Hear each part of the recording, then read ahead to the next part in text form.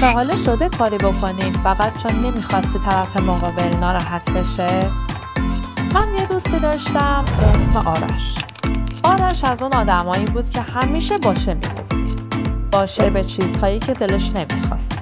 باشه به کارهایی که باهاش راحت نبود. باشه فقط برای اینکه کسی ناراحت نشه. اما یه روز بالاخره رسید به جایی که نمیشد با لبخند زورکی ادامه داد. یکی از دوستاش ازش خواست کاری کنه که ته دلش میگفت نه، ولی دهنش همون کلمه همیشگی رو گفت، باشه. همون لحظه فهمید که این باشه گفتنها داره از خودش دورش میکنه. بذار یه چیز مهم رو بگم. رضایت واقعی فقط وقتی واقعیه که دلت باهاشه. وقتی آگاهانه انتخابش کردی. وقتی از روی ترس، اجبار یا دربایستی نباشه. سکوت، نگاه مردد و لبخند زورکی رضایت نیست. آرش کم کم یاد گرفت مرز داشته باشه. نه برای اینکه سختگیر باشه یا آدم بدی باشه. برای اینکه خودشو گم نکنه.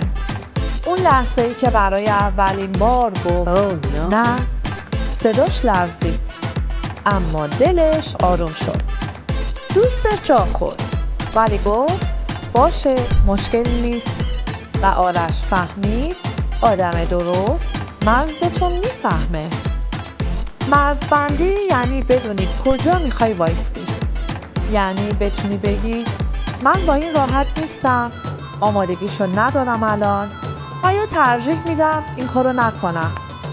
مرز دیوار نیست، یه چراغه که به بقیه میگه چطور باید با تو رفتار کنن. سخت‌ترین نه‌ها توی چته. وقتی یکی بهت میگه اگه دوستم داشتی فقط یه عکس بفرست دیگه، مگه چی میشه؟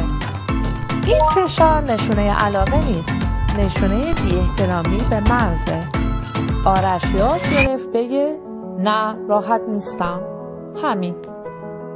و همونجا فهمید هر کسی ارزش نزدیک شدن رو نداره.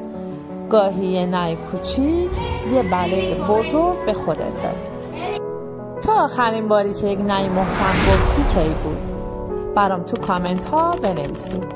اگر این ویدیو براتون مفید بود لایک و کامنت و سابسکرایب یادت نره.